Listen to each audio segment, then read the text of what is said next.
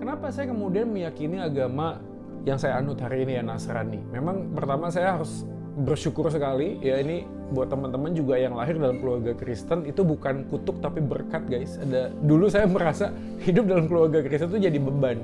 Kenapa? Karena ya punya orang tua juga cukup aktif, akhirnya semuanya kan ikut ya, karena ya ini lagi-lagi siapapun kita lah ya yang punya papa mamanya aktor lah, pejabat lah, itu pasti punya beban untuk anak-anaknya. Ya begitu juga dengan orang tua yang aktif dalam gereja, anaknya kemudian dikenal karena orang tuanya juga aktif. Jadi dulu saya berpikir, waduh kok nggak enak ya jadi orang Kristen ya. Kalau malam mingguan tuh kan biasanya sampai subuh ya. Nah terus kan harus bangun pagi karena gerejanya kan pagi. Ya nggak tahu juga dulu kenapa nggak gereja sore ya. Tapi memang nggak enak sih. Tapi bukan masalah waktu sih, masalah niat sebenarnya. Tapi ya by the way waktu itu jadi akhirnya malas gitu ya ke gereja. Dan dulu kalau ke gereja datang paling cepat, pulang paling lambat. Ya datang paling cepat, pulang paling lambat. Ini juga nggak enak sih. Jadi akhirnya, aduh kapan pulangnya? Ini kan ngobrol terus ya karena orang tua mungkin ditanya dan sebagainya. Oke. Tapi saya mau ngomong begini ya, salah satu hal yang saya bersyukur adalah saya dilahirkan dalam keluarga Kristen. Di sana saya tidak hanya sekedar melihat pengajaran kekristenan, walaupun up and down ya, manusia kan nggak ada yang sempurna, tapi saya bisa ngelihat bahwa dalam momen-momen tertentu keluarga itu memberikan dampak yang cukup besar. Ya. Ini untuk awal ya, jadi gimana pun juga saya mendapatkan sesuatu hal yang positif di dalam keluarga saya. Dan saya yakin juga buat teman-teman yang lain yang agama lain juga pasti bisa melihat hal yang positif dengan keyakinannya. Tapi masalahnya adalah gini, sesuatu yang benar itu bukan menjadi benar karena orang yang ngomong kita percaya, kan gitu. Harus diuji kan kebenarannya, harus menjadi milik saya, bukan hanya sekedar papa mama saya punya, percaya dan yakin, lalu saya menjadi yakin karena papa mama saya yakin. Enggak, harusnya adalah saya harus menguji ulang apakah yang disampaikan oleh orang tua kita itu sebuah kebenaran. Nah inilah yang kemudian terjadi di dalam sebuah perjalanan kehidupan. Kenapa? Karena suatu saat hidup kita tuh kayak bandulnya jam gitu ya, bergerak ke kiri dan ke kanan. Kadang ke kiri tuh seneng, ke kanan tuh nggak seneng, duka cita, penderitaan, sakit, tangisan, dan lain sebagainya.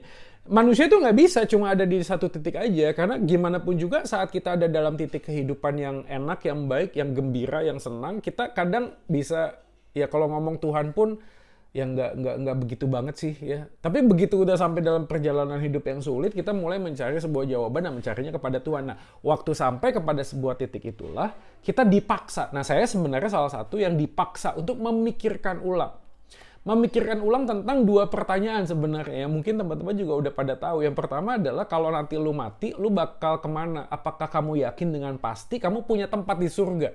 Ya, kamu yakin dengan pasti.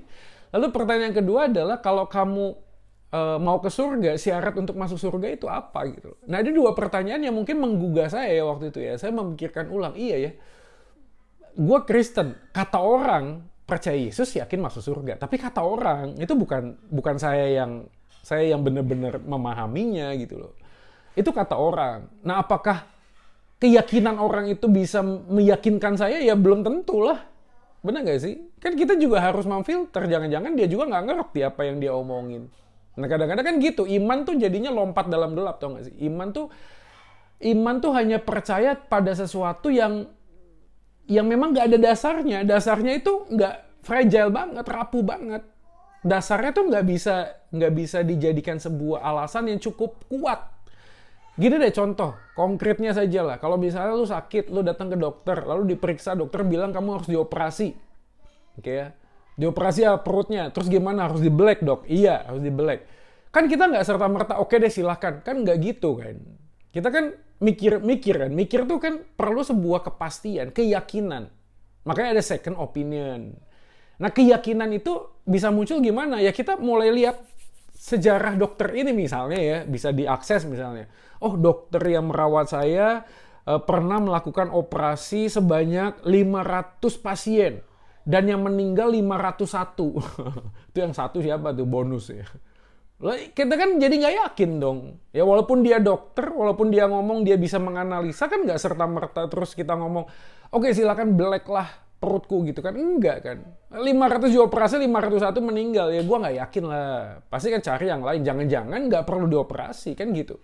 Nah ini untuk hal-hal yang sifatnya aja jasmaniah gitu loh. Nah apalagi kalau sifatnya itu adalah sesuatu hal yang kaitannya dengan kehidupan kekal guys. Kehidupan setelah kita meninggalkan dunia ini. Jadi gimana pun juga kita harus dipaksa untuk memikirkan. Makanya itu juga sekaligus juga mungkin agak nyerempet dikit ya. Makanya teman-teman juga harus belajar Alkitab dan firman Tuhan sungguh-sungguh. Kenapa? Karena pendeta tuh bisa salah khotbah loh. Pendeta tuh bisa salah khotbah. Jangan kita pikir kalau udah pendeta itu pasti sempurna dan perfectly perfect gitu dan dia nggak bisa menafsirkan Alkitab keliru. Nggak gitu loh.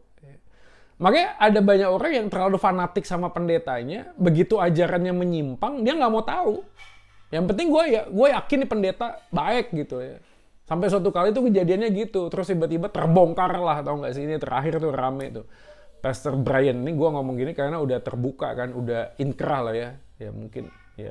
Lalu dia resign kan dari gereja Hillsong kan. Nah kasusnya kan begitu kasusnya, yang akhirnya terungkap. Nah by the way kita nggak mau menghakimi juga ya, kita mendoakan supaya Pastor Brian juga bisa cepat dipulihkan oleh Tuhan ya. Tapi anyway yang gue mau mention adalah manusia tuh nggak sempurna. Pastor, even gue juga nggak sempurna. Kalau hidup aja kita bisa jatuh, apalagi kita ngomong tentang pengajaran. Apakah bisa miss? Bisa juga gitu loh. Nah makanya kita sebagai anak Tuhan, kita diminta untuk apa? Untuk bertekun di dalam firman. Melihat Tuhan melalui orang lain tuh penting sekali sih. Ya, jadi nggak cuma sekedar, oh khotbahnya bagus, khotbahnya nggak lucu, khotbahnya inspiratif. Ya boleh sih, itu bagus sih. Kita bisa memberikan analisa itu dan mungkin ada beberapa orang yang punya itu ya, punya karisma.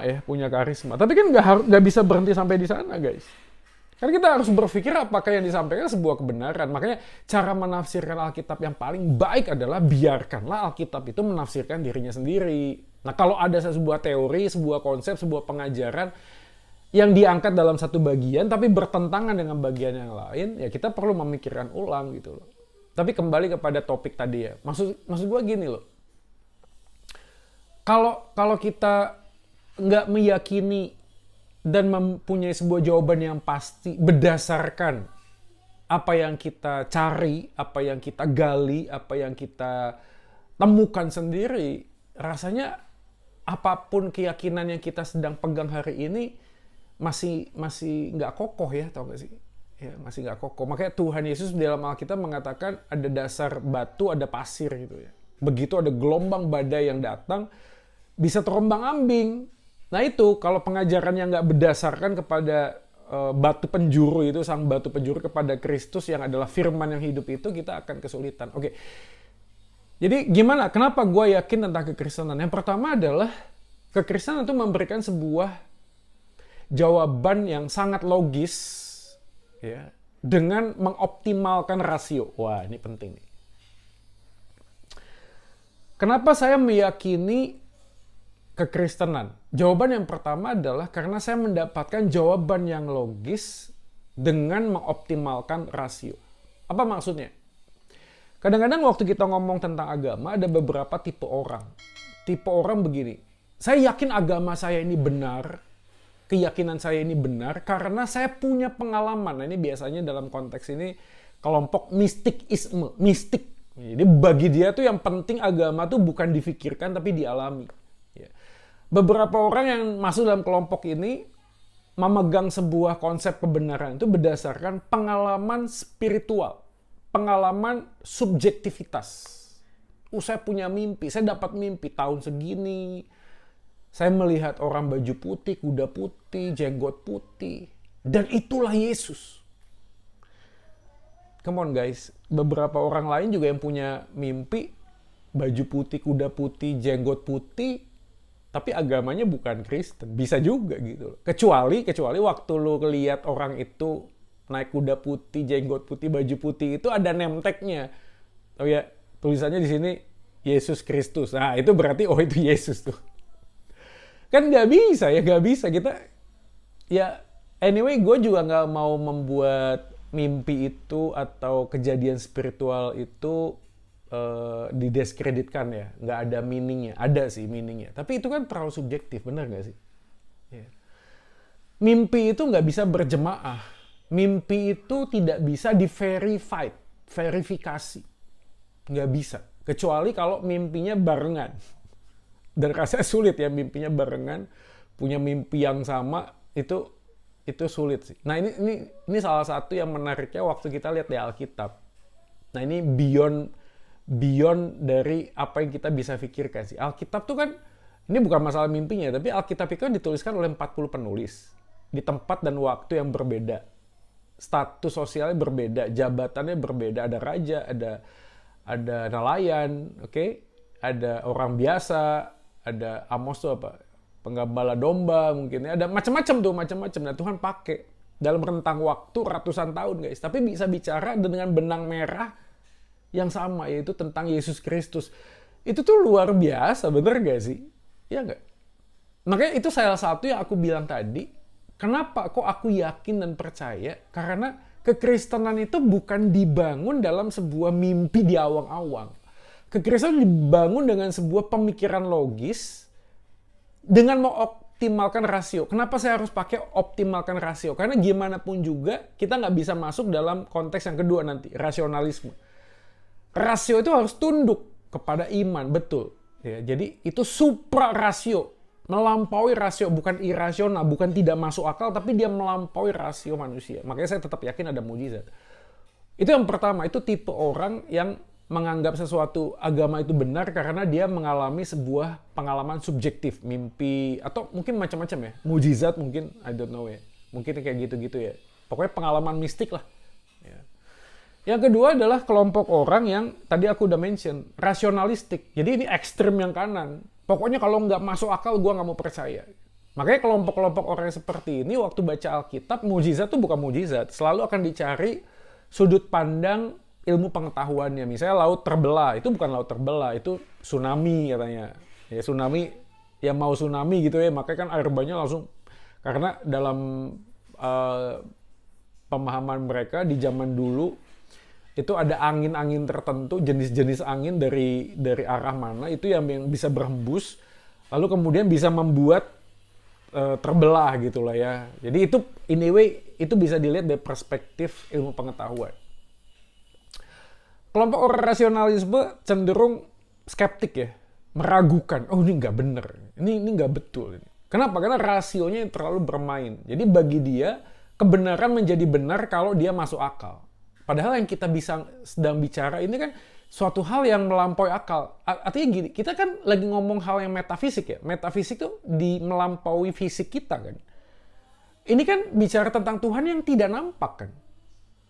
Benar gak? Nah, beberapa orang yang masuk dalam kelompok ateisme, agnostik gitu kan selalu menjadi poinnya, saya hanya bisa percaya sesuatu yang memang memenuhi syarat dan bisa di-sense of oleh indera kita gitu loh. Tapi kan ini juga nggak fair enough. Kenapa? Karena ada banyak hal dalam dunia ini yang memang tidak bisa memenuhi seluruh indera kita, by the way gitu loh. Udara kan nggak bisa memenuhi syarat mata kita kan. Visual kita kan nggak nampak gitu loh. Udara tuh kan nggak kelihatan. Sinyal handphone misalnya. Tapi kita meyakini handphone kita kalau ada pulsanya ya, itu bisa telepon orang di luar negeri di mana gitu loh. Ya kenapa keyakinan itu ada? Karena memang walaupun tidak kelihatan ya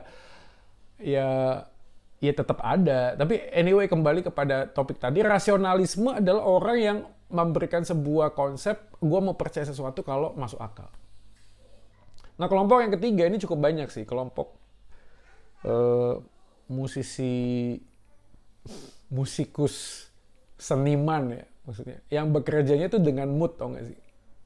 Iya, jadi kalau mood tuh gini, gue mau cari Tuhan kalau gue memang butuh, kalau mood gue lagi memang pengen cari dia. Musiman lah ya. Kelompok orang yang cari Tuhannya tuh nggak bener-bener cari Tuhan. Cari Tuhannya tuh for the sake of himself, buat kepentingan dirinya sendiri. Nah orang yang seperti ini, apakah dia mau memberikan sebuah kebenaran, percaya pada agama menjadi sebuah kebenaran? Ya dia percaya, tapi kepercayaannya berdasarkan dengan apa yang dia harapkan itu terjadi. Yang single dapat pacar, Tuhan ada, yes, oke. Nah, ya, kalau punya masalah ekonomi ada jawaban. Jadi kebenarannya tuh di tempatnya tuh pragmatis, tau gak sih? Percaya bahwa sesuatu itu benar kalau memberi dampak kepada hidup saya. Makanya apa ya, guys, kalian tahu flexing kan? Kan lagi rame kan flexing kan? Indra Kents, Doni Salmanan dan sebagainya. Kemarin si Juragan 99 masalah tentang pesawat. Anyway gini loh, flexing ini ada positif dan negatif. Ini sedikit OOT sih, tapi ini menarik sih kita bahas ya. Maksudnya, don't judge the book by its cover, but people judging us by our cover.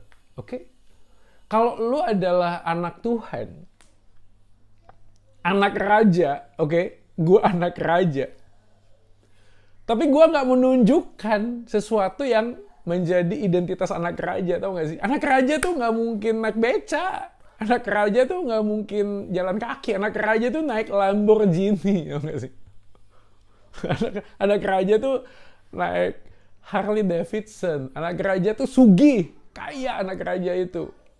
Raja aja kaya, masa anak rajanya kere?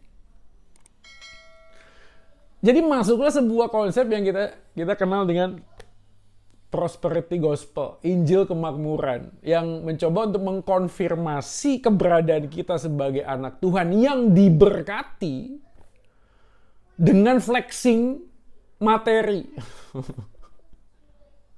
Ya nggak sih? Kalian ketemu nggak sih sama orang-orang seperti ini, tau nggak sih? Ya. Ada akunnya tuh, akun satir, Pastor in Style, gereja palsu. Sukanya gitu kan, di foto, terus outfitnya pendeta ini berapa dihitung, jamnya berapa, jaketnya berapa. Terus ada yang komennya kayak gitu, komennya, anak raja kok kere, anak raja ya kaya dong. Tapi gimana pun juga ya, ini kan, jadi gini, ini menjadi sebuah kesulitan kalau kita hanya menempatkan berkat itu dengan hal yang sifatnya itu materi. Nah itu tuh problemnya tuh di sana. Gitu. Jadi kalau flexing itu memang menjual ya harus diakui. Lu dosen ekonomi misalnya, pakar ekonomi misalnya ya, mau ngajarin orang investasi yang berhasil, bagaimana mendapatkan cuan kotos-kotos. Terus lu dateng naik Avanza tahun 2005. Tau gak sih, peserta lu yang mau ikut seminar lu aja mikir 2 kali dong. Ini yang bener aja mau ngajarin gua cuan kotos-kotos, kok dianya nggak cuan kotos-kotos gitu loh gak sih? Kok dianya kere? Orang tuh langsung kan drop, tau gak sih? Langsung, iya ya. Nah itulah yang jadi problematika kita sih. Ini seru ya. Maksudnya, ini kok jadi pada ngobrol yang lain ya. Tapi anyway, konsep. Kenapa gue yakin agama yang gue yakini? Karena itu logis dengan mengoptimalkan rasio. Contohnya, Allah Tritunggal. Banyak orang ngomong, ini jangan ngomong-ngomong gini kok Kristen deh. Ya, ini pasti jebakan Batman. Banyak orang Kristen yang kemudian nggak mau belajar. Saya tahu ini nggak bisa masuk akal kita, nggak bisa. Ya. Ini supra rasional, yes. Tapi itulah yang dinyatakan oleh Alkitab. Dan bagiku itu penting banget. Kenapa? Karena implikasi praktis dari Allah Tritunggal itu menyentuh segenap kehidupan kita, guys. Contoh satu, kalau Allah itu tidak satu hakikat 3 pribadi, gimana kita menyatakan Allah itu kasih, sedangkan kasih membutuhkan subjek dan objek. Kasih itu verb, bukan noun. Kasih itu kata kerja. Kalau dia kata kerja, harus ada yang melakukan dan ada yang dikenai perlakuannya. Dikenai pekerjaan. Ada yang melakukan pekerjaan dan dikenai pekerjaan. Aku mengasihi diriku sendiri, itu egois. Nggak mungkin. Aku mengasihi diriku tuh nggak bisa. Aku mengasihi sesuatu di luar diriku, yes.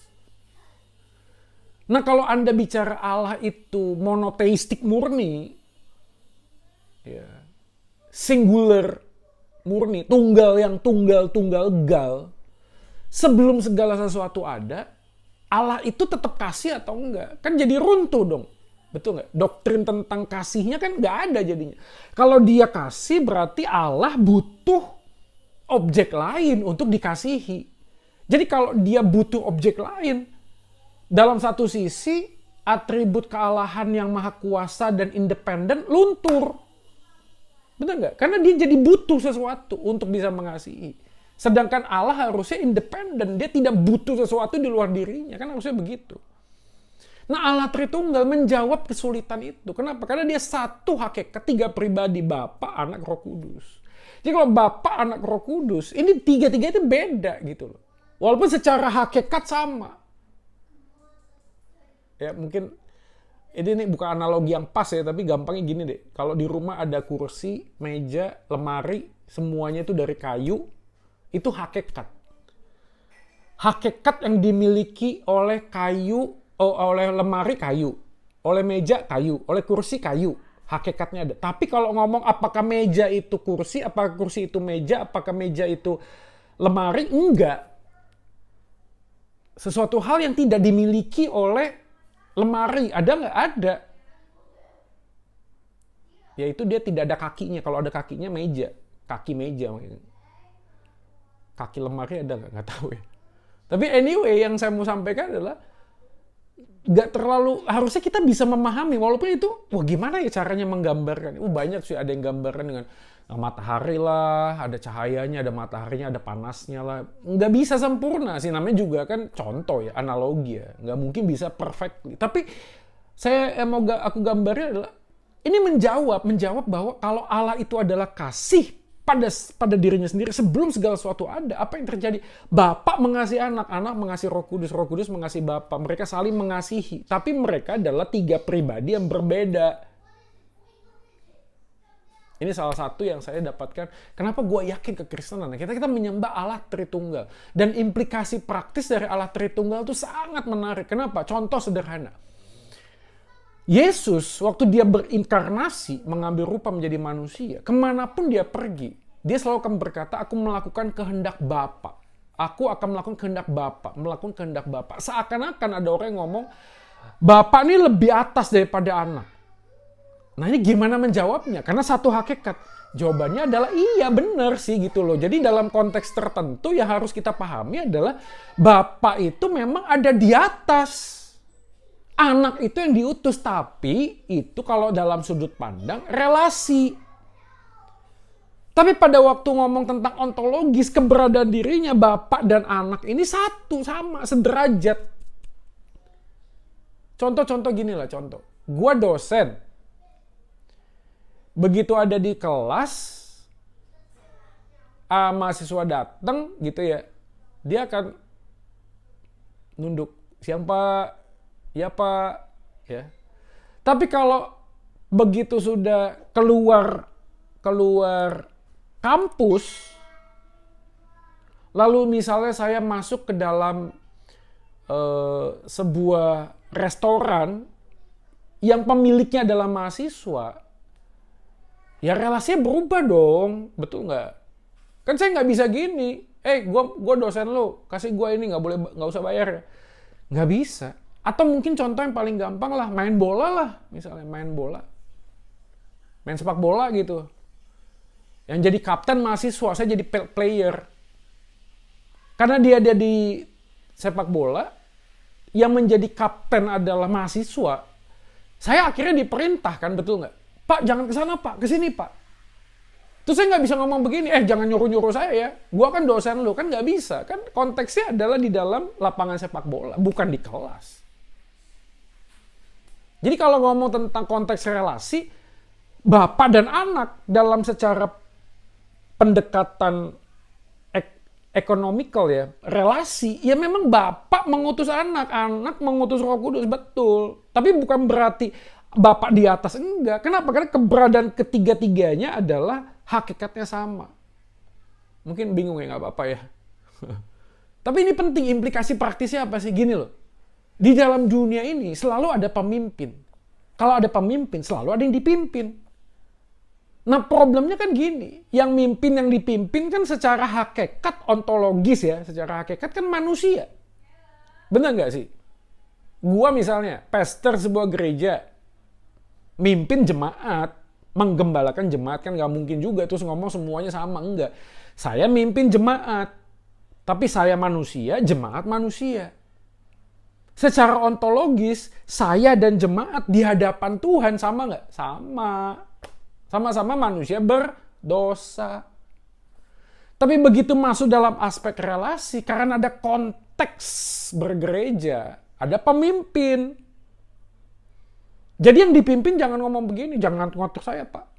Nggak bisa. Nah sama seperti aspek di dalam pekerjaan kan gitu. Kalau kalian adalah pekerja, karyawan, lalu ada pimpinan Anda salah, kan nggak bisa ngomong kita sama-sama manusia berdosa Pak. Nggak bisa, ya dipecat, kita yang keluar lah. Kan gimana pun juga kan pemimpin ditempatkan sebagai seseorang yang memimpin kita. Itu aspek relasi. Tapi secara hakikat ontologis, yes. Kita manusia, sama-sama manusia saling melengkapi. Nanti kan bagus banget ya, tau gak sih? Ini kan menjawab, iya bener. Berarti aspek Allah Tritunggal itu memberikan sebuah resources buat saya untuk memahami, iya bener ya berarti ya. Saya dengan istri, saya suami, pemimpin, kepala keluarga. Saya mimpin, nggak mungkin dua-duanya mimpin. Saya mimpin, tapi pada saat yang sama saya juga manusia berdosa. Istri juga sama, di hadapan Tuhan kita sama. Tapi jangan sampai pada saat masuk keluarga, jangan nyuruh-nyuruh saya, jangan ngatur-ngatur saya. Kan nggak bisa gitu. Kenapa saya yakin agama yang saya yakini? Logis guys, logis ya, logis dengan rasio yang bisa optimal, ya, sangat optimal. Kitab suci, alasan yang kedua. Di dalam rasio, itu menurutku luar biasa ya. Kenapa ya? Salah satu aspek yang sangat sederhana saja, kebangkitan Yesus. Sampai dengan detik ini, seluruh sarjana sejarah, scholar, ya, historian, sejarawan, dari yang tidak percaya kekristenan, Talus misalnya, dan yang percaya, bahkan sejarawan Romawi sekalipun, tuh kalau lihat manuskrip sejarahnya, buku-buku yang mereka tulis, mereka tidak bisa memungkiri bahwa penyaliban itu terjadi, tau gak sih? Itu kan keren banget, gokil banget, tau gak sih? Jadi bisa di-verify, tau gak sih? Bisa diverifikasi. Kebangkitan, kematian Yesus sampai sekarang ini memang, ya memang that's true gitu loh. Nggak pernah ada yang bisa menemukan jenazah Yesus. Tapi yang menarik bukan hanya kubur yang kosong, tapi juga ada penampakan. Guys, ini penting ya. Karena kalau kubur cuma kosong, kemungkinan jenazah dicuri itu ada. Tapi kalau kuburnya kosong, lalu ada penampakan Yesus. Anyway, dulu ada nggak sih pencurian jenazah? Ada orang ngomong, ya ada sih. Ya, jadi kalau kita lihat tradisi Yahudi, itu penguburan tuh ada 2 kali. Jadi yang pertama itu ditaruh dalam kubur batu dulu selama 7 hari. Makanya ada satu kalimat di dalam Alkitab ya, biarkanlah orang mati menguburkan orang mati kan gitu ya. Aku mau pergi dulu ya menguburkan keluargaku ya. Terus Yesus ngomong, nggak usah lah orang mati biarlah menguburkan orang mati. Orang berpikir kok jahat banget sih. Oh, kan lagi berduka cita. Enggak, itu penguburan yang kedua sebenarnya. Ya. Anyway, penguburan yang kedua bisa dilakukan oleh siapapun. Karena penguburan yang pertama sudah terjadi gitu loh. Nah, penguburan yang pertama itu ditaruh di batu, kubur batu itu ya. Jadi dikasih supaya jenazahnya itu bisa ada di sana. Oke. Nah, waktu ada di kubur batu itu, orang kadang-kadang bisa mencuri karena ada ditaruh sesuatu lah, ada perhiasan lain sebagainya. Tapi yang menarik kan gini ya, menarik tuh Injil Yohanes itu mencatat waktu kubur itu kosong, kain kafan tuh tersusun rapi gitu. Ya, normally agak sulit ya kalau ngomong tentang pencuri, mau nyuri tapi masih sempat ngelipat kainnya. Nggak normal sih, tapi ada orang ngomong, oh bisa lah. Ya nggak apa-apa, silakan saja gitu ya. Tapi bagaimana dengan cara kita mau mengelak penampakan? Makanya ya, ini menarik adalah Injil Matius, Markus, Lukas, Yohanes, itu dituliskan berdasarkan saksi-saksi. Jadi dulu dalam tradisi Yahudi, mereka tuh punya sebuah tradisi mengingat dan menyampaikan lagi, tradisi oral. Jadi mereka cerita, rabi-rabi itu akan memilih para murid, beberapa murid, untuk mengingat kembali. Nah, mereka tuh cara belajarnya begitu, karena sulit untuk menuliskan. Mereka untuk mengingat dan mereka pilih. Makanya nggak aneh kalau salah satu murid Yesus, Matius, memungut cukai, karena dia memang terlatih dengan berpikir, dengan mengingat gitu. Dipilih untuk mengingat kembali supaya apa? Menceritakan ulang. Dan itulah yang dilakukan oleh salah satunya adalah Lukas, yang menulis 2 kitab, Kisah Para Rasul dan Injil Lukas. Ya. Dan guys, ini yang lebih amazing ya, menurut gue ya. Alkitab, Injil dan Kisah Para Rasul, itu ditulis, dipastikan ya, antara tahun 60 sampai 62. 60-62, kurang lebih lah ya. Kok bisa ya? Karena yang nulis kan Lukas nih. Ya, Lukas.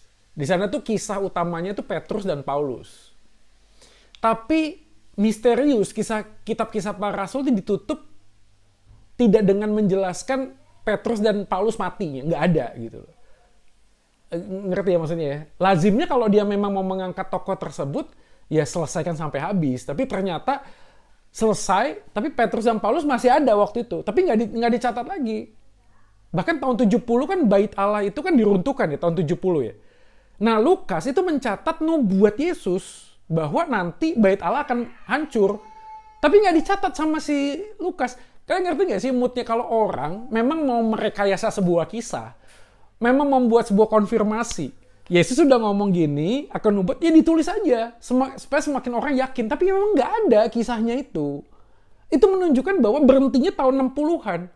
Nah, kenapa ini penting? Karena Yesus mati itu tahun 33. Kan dia hidup 33,5 tahun, kurang lebih lah ya. Jadi tahun 33 ke 60 itu cuma 30 tahun. 30 tahun tuh kita bisa mikirin gini, loh, gue masih bisa hidup untuk cerita kepada anak gue tentang apa yang dialami. Sequence itu sangat singkat dari kejadian dengan pencatatan. Ini baru tentang Injil Lukas dan Kisah Para Rasul ya. Guys, kalau lo mau mundur lagi, berarti Lukas ini paling boyot. Paling awal tuh kemungkinan Markus, lalu Matius. Jadi kalau Markus, Matius duluan, kita bisa asumsi dong, ya kurang lebih 5 tahun ke belakang lah. Misalnya tahun 50-an, come on. Bahkan yang menariknya adalah di tahun 50-an itu, penulisan itu, ada himne-himne kuno yang memang dicatat ulang. Oleh siapa? Oleh Paulus. Loh, kok bisa begitu? Karena kitab-kitab yang ditulis oleh Paulus jauh lebih awal. Gini loh, Alexander, the Great Alexander. Kita tahu ya, kita percaya nggak dia ada? Percaya. Tapi ada tahu nggak sih catatan yang menunjukkan Alexander the Great itu pernah hidup tuh 100 sampai 200 tahun setelah dia nggak ada. Baru dicatat bahwa ada Alexander Agung ya. Tapi kita bisa percaya itu bukan mitos, betul nggak sih? Kalau Alexander the Great yang catatan sejarahnya dari dia ada mati lalu kemudian dicatat panjang sekali. Ini Yesus mati tahun 33, tahun 50 sudah ada catatannya guys. Tahun 60 sudah ada penjelasannya. Sudah ada, artinya sangat sulit kalau kita ngomong Yesus itu mitos. Karena dasar untuk meyakini catatan itu benar, itu sangat dekat sekali gitu. Ngerti nggak sih ini? Kalian ya kalau dengar berita, kan kita pengennya yang live ya, tahu ya. Live itu kan menunjukkan pada saat itu ada di saat yang sama, kejadian yang sama. Bukan ini kejadian terus sudah lama baru diomongin. Ini kemarin nih yang rame nih Soeharto atau apa gitu yang rame ya. Yang kemudian mencari-cari data pada masa itu kan sulit ya, gimana bisa jadi banyak rekayasa di dalamnya. Tapi kalau live kan saya sedang ada di sini dan itu adalah gedung ini adalah ini dan saya sedang menyiarkan. Nah, begitulah sebenarnya catatan Injil live langsung. Markus siapa sih? Itu juru tulisnya Petrus. Artinya Petrus masih hidup di sana. Petrus tuh hidup sama Yesus.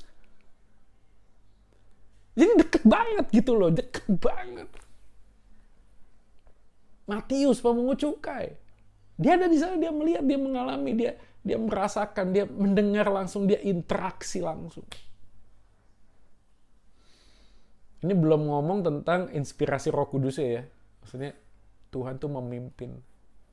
Jadi ini hal yang pertama ya. Sebenarnya ada 3 hal lagi sih, tapi ini aja buat gue udah cukup membuat itu confirm ya. Maksudnya, iya kenapa gue yakin kekristenan? Karena dasar kitab sucinya tuh logis. 40 orang penulis menuliskan tentang sebuah kisah yang sama tanpa email, WhatsApp, dengan rentang waktu tahun yang jauh, daerah yang jauh, ya. Dan bahkan yang buat gue amazed, Alkitab tuh jujur, tau gak sih? Ya. Nggak pernah ngangkat diri manusia itu terlalu tinggi, tau gak? Sehebat-hebatnya Daud dia jatuh dengan Batsheba. Sehebat-hebatnya Musa dia nggak masuk Kanaan. Tau gak sih? Kisah kebangkitan Yesus ya. Yang pertama kali menjadi saksi itu perempuan. Come on man. Yang jadi saksi itu perempuan. Padahal di dalam zaman itu perempuan tuh second layer yang tidak dianggap. Ya. Tapi masalahnya menjadi sangat pelik. Kenapa? Yang menuliskan kisah itu laki-laki. Ngerti gak sih lo?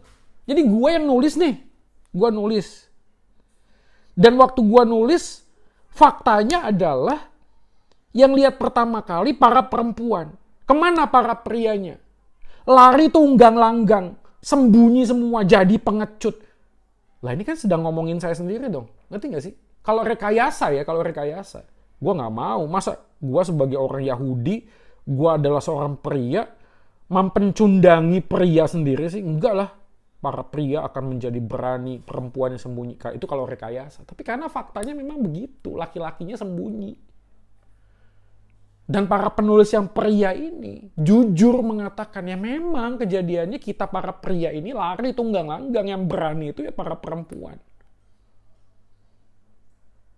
Itu kejadian yang sangat memalukan tapi dicatat. Itu memberikan petunjuk bahwa sesuatu itu benar. Ketimbang sesuatu yang dibuat-buat dan mengangkat dan menutupi sesuatu yang aib misalnya.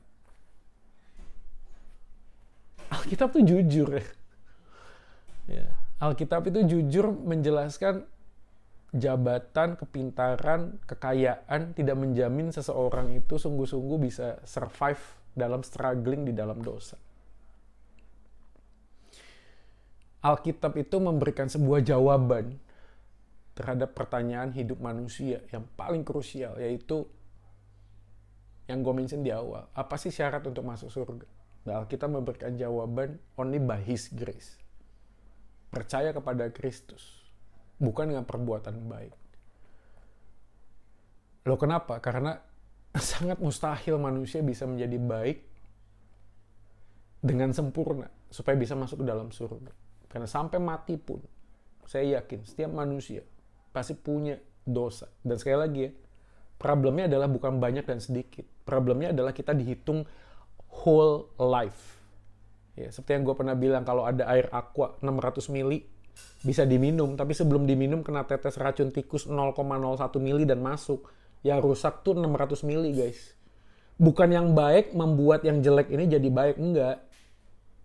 Justru yang jelek ini merusak semua yang baik ini. Ya sama. Kalau lu merasa lu melakukan perbuatan baik banyak, lu beramal, lu ibadah, lu berdoa, lu nolong orang, banyak. Tapi come on, kalau lu masih melakukan satu dosa yang kecil dalam pikiranmu, misalnya iri hati, kebencian, berpikir kotor, mungkin gak dieksekusi, tapi dalam pikiran, itu menjadi satu nila, setitik yang merusak susu sebelanga. Dan semua manusia mengakui itu. Tidak ada yang bisa menjamin. Dan di dalam Yesus ya, barang siapa yang percaya, Yohanes 6:47, ia memiliki hidup yang kekal. Bukan karena dia percaya dan berbuat baik. Perbuatan baik itu ekspresi ucapan syukur. Karena saya sudah diselamatkan. Bukan untuk selamat. Bukan. Jadi kalau gue udah dikasih, gue gak layak tapi gue dikasih. Hidup gue gak bakal berubah. Kenapa? Karena gue akan terus grateful. Dan bertanya, kenapa saya Tuhan? Kenapa Engkau pilih saya? Saya ingin kasih yang terbaik karena saya yang tidak layak, tapi Engkau mau memberikan hidupmu. Dan memberikan hidup yang kekal. So hari ini Tuhan, saya mau membalas cinta kasih dengan sebuah perbuatan yang baik. Meninggalkan kehidupan yang lama. Mengapa saya menjadi orang Kristen? Karena Yesus. yang dijelaskan di dalam firman Tuhan. Thank you so much guys buat kehadirannya pada siang hari ini. Ya, Tuhan Yesus memberkati kita. Jangan lupa untuk share video ini kepada teman-teman yang lainnya. Tuhan Yesus memberkati. Keep safe, stay healthy, and gua Joy Madi, gua pamit. Bye bye.